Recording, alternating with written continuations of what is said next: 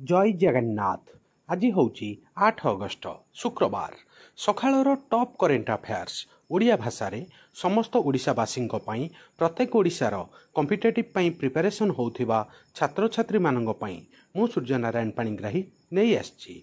आज बहुत गुड़े नेशनल इंटरनेशनल इवेंट होइछि।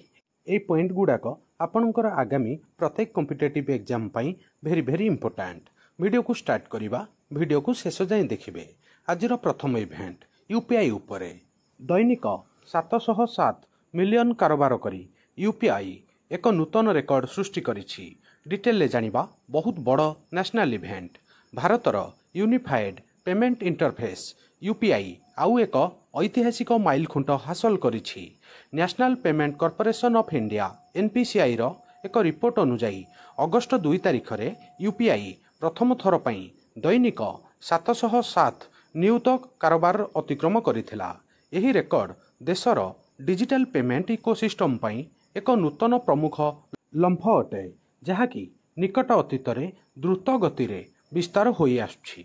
मने रखिबे भेरी इंपोर्टेंट। अगस्त 2 तारिख रे यूपीआई 707 नियुत कारोबार करी गोटे रेकर्ड सृष्टि करिछि। भेरी इंपोर्टेंट। एटा आउ गोटे बड़ इंटरनेशनल इवेंट, नेशनल इवेंट। आम भारतरू खाद्य आमदानी वृद्धि करिबो फिलिपीन्स। डिटेल जानिबा बहुत बड़ गुड न्यूज आउ आपणकर एग्जाम पॉइंट ऑफ व्यू पई मध्य इंपोर्टेंट। द्विपाक्षिक वाणिज्य को मजबूत करने दिगरे एक गुरुत्वपूर्ण पदक्षेप रे फिलिपाइन्स रो एक उच्चस्तरीय प्रतिनिधि चाउल, मांस, पनीपरिबा, फल एवं कदली समेत प्रमुख भारतीय खाद्य पदार्थर आमदानी वृद्धि करने को राजी होइछि। एही चुक्तिनामा कृषि एवं प्रक्रियाकृत खाद्य पदार्थ रप्तानी विकास प्राधिकरण एपीईडीए एवं भारतीय चाउल रप्तानिकारी फेडरेशन आईआरईएफ सहित आलोचना पर स्थिर होइछि। मने रखिबे भेरी इंपोर्टेंट। फिलिपीन्स भारतरू वर्तमान खाद्य शस्य आमदानी वृद्धि करने को जाउछि। बहुत बड़ नेशनल इंटरनेशनल इवेंट। एटा आउ गोटे बड़ इवेंट आपण जानिबा निहाती दरकार। भारतर दीर्घतम सेवा करिथिबा गृहमंत्री तालिका वर्तमान अमित शाह ना को आसीछि। डिटेल जानिबा बहुत बड़ इवेंट। आमर भारतर वर्तमान गृहमंत्री अमित शाह भारतर दीर्घतम सेवा ऑफिस रे गृहमंत्री होइछंती। ए रेकर्ड पूर्वरु लाल कृष्ण आडवाणी नाम रे थिला। तांको नारे 2258 दिन रेकर्ड थिला, जोटा को अगस्त 6 तारिख रे 2025 मसीह रे अमित शाह भांगी। अमित शाह भारतर दीर्घतम सेवा करुथिबा गृहमंत्री होइछंती, जहा एक प्रमुख राजनैतिक माइल खुंट को चिन्हित करे। मने रखिबे भेरी इंपोर्टेंट। आपणकर आगामी प्रत्येक एग्जाम रे पचरा जिबार बहुत संभावना। एटा आउ गोटे बड़ नेशनल इंटरनेशनल इवेंट। 11तम वर्किंग ग्रुप अधिवेशन रे शिल्प सहयोग को गभीर करिवा पई भारत आउ रूस प्रोटोकॉल स्वाक्षर करिसंती। डिटेल जानिबा बहुत बड़ नेशनल इंटरनेशनल इवेंट। रणनैतिक भागीदारी को मजबूत करिवा पई एक गुरुत्वपूर्ण पदक्षेप रे भारत एवं रूस विभिन्न शिल्प क्षेत्र में द्विपाक्षिक सहयोग को गभीर करिया पई एक आनुष्ठानिक प्रोटोकॉल स्वाक्षर करिसंती। जातीय राजधानी भानिया भवन रे आयोजित आधुनिकीकरण एवं शिल्प सहयोग उपरे भारत रूस वर्किंग ग्रुप रो 11 अधिवेशन रे 11तम अधिवेशन रे एही चुक्तिनामा स्वाक्षर होइथिला। मने रखिबे बहुत बड़ नेशनल इंटरनेशनल इवेंट। आपणकर एग्जाम पई मध्य इंपोर्टेंट। एटा आउ गोटे बड़ इंटरनेशनल इवेंट। मालडोभा 107तम देश बनिछि इंटरनेशनल सोलार अलायंस रो। डिटेल जानिबा बहुत बड़ इवेंट।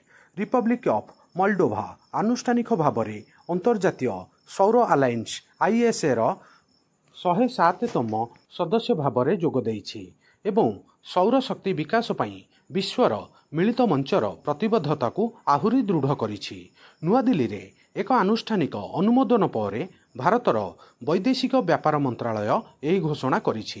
मने रखिबे एटा बहुत बड़ इवेंट। मालडोभा वर्तमान इंटरनेशनल सोलार अलायंस रो नुआ मेंबर बनिछि, 107तम मेंबर बनिछि। एटा आउ गोटे बड़ नेशनल इवेंट।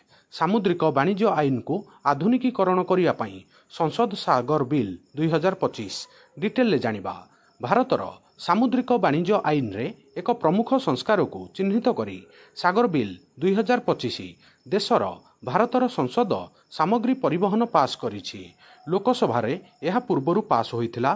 राज्यसभा रे आज ए बिल को ଅନୁମୋଦନ ମିଳିଛି। ପ୍ରାୟ ଶତାବ୍ଦୀ ପୁରୁଣା ଭାରତୀୟ ସାମଗ୍ରୀକୁ ସାଗର ଅଧିନିୟମ 1925ରେ ବଦଳାଇବା ପାଇଁ ରାସ୍ତା ପ୍ରସ୍ତୁତ କରିଛି। ମନେ ରଖିବେ, ଭେରି ଇମ୍ପୋର୍ଟାଣ୍ଟ। ଏଇଟା ଆଉ ଗୋଟେ ବଡ଼ ନ୍ୟାସନାଲ ଇଭେଣ୍ଟ। ଆମର ପ୍ରଧାନମନ୍ତ୍ରୀ ମୋଦି କର୍ତ୍ତବ୍ୟ ଭବନ ଉଦ୍ଘାଟନ କରିଛନ୍ତି।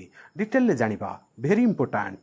ପ୍ରଧାନମନ୍ତ୍ରୀ ନରେନ୍ଦ୍ର ମୋଦି କେନ୍ଦ୍ରୀୟ ବିସ୍ତା ପୁନଃ ବିକାଶ ଯୋଜନାର ଏକ ପ୍ରମୁଖ ଉପାଦାନ ଉଚ୍ଚାଭିଳାଷୀ ସାଧାରଣ ସେଣ୍ଟ୍ରାଲ ସେକ୍ରେଟେରିଏଟ୍ CCS ପ୍ରକଳ୍ପ ଅଧୀନରେ ଥିବା ପ୍ରଥମ ଭବନ କର୍ତ୍ତବ୍ୟ ଭବନକୁ ଉଦ୍ଘାଟନ କରିଛନ୍ତି। ଏକାଧିକ ମନ୍ତ୍ରାଳୟ ଏବଂ ବିଭାଗକୁ ଏକ ଆଧୁନିକ ଏବଂ ଦକ୍ଷ କମ୍ପ୍ଲେକ୍ସରେ ଏକତ୍ର କରି କେନ୍ଦ୍ର ସରକାର କିପରି କାର୍ଯ୍ୟ କରୁଛନ୍ତି ତାହା ପରିବର୍ତ୍ତନ କରିବା ଦିଗରେ ଏହା ଏକ ଗୁରୁତ୍ୱପୂର୍ଣ୍ଣ ପଦକ୍ଷେପ ବୋଲି ଚିହ୍ନିତ କରିଛି। ମନେ ରଖିବେ, ଏହି ପଏଣ୍ଟଟା ଆମର ପ୍ରଧାନମନ୍ତ୍ରୀ ସେଣ୍ଟ୍ରାଲ ସେକ୍ରେଟେରିଏଟ୍ରେ କର୍ତ୍ତବ୍ୟ ଭବନର ଉଦ୍ଘାଟନ କରିଛନ୍ତି। ଏଇଟା ଆଉ ଗୋଟେ ବଡ଼ national event. ESakshi portal real time tracking ସହିତ MP-LAD ପାଣ୍ଠି ପରିଚାଳନାରେ ବିପ୍ଳବ ଆଣିଛି। ଡିଟେଲରେ ଜାଣିବା, ବହୁତ ବଡ଼ national event.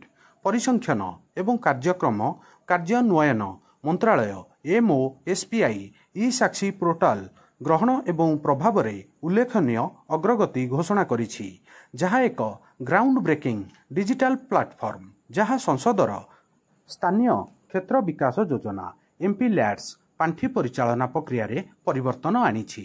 State bank of ଇଣ୍ଡିଆର ସହଯୋଗରେ ଏପ୍ରିଲ 1, 2023ରେ ଆରମ୍ଭ ହୋଇଥିବା ଇ-ସାକ୍ଷୀ ପ୍ରଣାଳୀ ପ୍ରକଳ୍ପ କାର୍ଯ୍ୟକାରୀର ପ୍ରତ୍ୟେକ ପର୍ଯ୍ୟାୟକୁ ସାଂସଦଙ୍କ ସୁପାରିଶଠାରୁ ଆରମ୍ଭ କରି ଜିଲ୍ଲା କର୍ତ୍ତୃପକ୍ଷଙ୍କ ଅନୁମୋଦନ ଏବଂ କାର୍ଯ୍ୟକାରୀ ଏଜେନ୍ସିଗୁଡ଼ିକ ଦ୍ୱାରା ଏକକ ବିଭିନ୍ନ ଡିଜିଟାଲ ୱାର୍କ ଫ୍ଲୋରେ ଏକତ୍ରିତ କରିଥାଏ। ମନେ ରଖିବେ, ଏଇଟା ଆଉ ଗୋଟେ ବଡ଼ ନ୍ୟାସନାଲ ଇଭେଣ୍ଟ।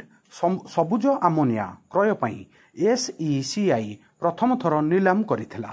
ଡିଟେଲରେ ଜାଣିବା, ବହୁତ ବଡ଼ ଇଭେଣ୍ଟ। ଭାରତର ସ୍ୱଚ୍ଛ ଶକ୍ତି ପରିବର୍ତ୍ତନ ପାଇଁ ଏକ ପ୍ରମୁଖ ମାଇଲଖୁଣ୍ଟରେ solar energy corporation of India SECI ଜାତୀୟ ଗ୍ରୀନ୍ ହାଇଡ୍ରୋଜେନ୍ ମିଶନ ଅଧୀନରେ ଗ୍ରୀନ୍ ଆମୋନିଆ କ୍ରୟ ପାଇଁ ଦେଶର ପ୍ରଥମ ନିଲାମକୁ ସଫଳତାର ସହ ପରିଚାଳନା କରିଛି। SIGHT ସ୍କିମ୍ ମୋଡ୍ 2A ଅଧୀନରେ ଅନୁଷ୍ଠିତ ଏହି ନିଲାମରେ ଆମୋନିଆର କିଲୋଗ୍ରାମ ପିଛା ମୂଲ୍ୟ 55.75 ରେକର୍ଡ ହୋଇଛି, ଯାହାକି ରେକର୍ଡ କମ୍ ମୂଲ୍ୟ ଆବିଷ୍କାର ହୋଇଛି। ଗତ ବର୍ଷର ମାନଦଣ୍ଡର ପ୍ରାୟ ଅଧା। ଠିକ୍ ଅଛି, ମନେ ରଖିବେ ସାଙ୍ଗମାନେ। ଆଜିର ସକାଳର ଟପ୍ କରେଣ୍ଟ ଆଫେୟାର୍ସ ଏଇଠି ସରିଲା। এই ଇଭେଣ୍ଟ ଗୁଡ଼ାକ ଆପଣ ଜାଣିବା ନିହାତି ଦରକାର। ଆପଣଙ୍କର ଆଗାମୀ ପ୍ରତ୍ୟେକ କମ୍ପିଟେଟିଭ୍ ଏକ୍ଜାମରେ ଇଏ କାମରେ ଲାଗିବ। ଆଜିର ଭିଡ଼ିଓ ଏଇଠି ସରିଲା। ଆଉ ଭିଡ଼ିଓ କେମିତି ଲାଗିଲା ଆପଣଙ୍କର ମତାମତ କମେଣ୍ଟ ମାଧ୍ୟମରେ ଜଣାଇବେ। ଆଉ ଭିଡ଼ିଓକୁ ଲାଇକ୍ କରିବେ, ସମସ୍ତ ସାଙ୍ଗସାଥୀ ପ୍ରତ୍ୟେକ ଓଡ଼ିଶାର ଛାତ୍ରଛାତ୍ରୀଙ୍କ ପାଖକୁ ସେୟାର କରିବେ। ନୂଆ ଥିଲେ ୱାର୍ଲଡ ଆଫେୟାର ମଧୁଜିକେ ଓଡ଼ିଆ ଚ୍ୟାନେଲକୁ ସବସ୍କ୍ରାଇବ କରିବେ। ସବୁଦିନ important GK, current affair, sports affair, world affair, employment news notification ଆପଣଙ୍କୁ ଏଠାରେ ମିଳିଥାଏ। ଭିଡ଼ିଓ ଦେଖିଥିବାରୁ ବହୁତ ବହୁତ ଧନ୍ୟବାଦ। ଜୟ ଜଗନ୍ନାଥ, ବନ୍ଦେ ଉତ୍କଳ ଜନନୀ।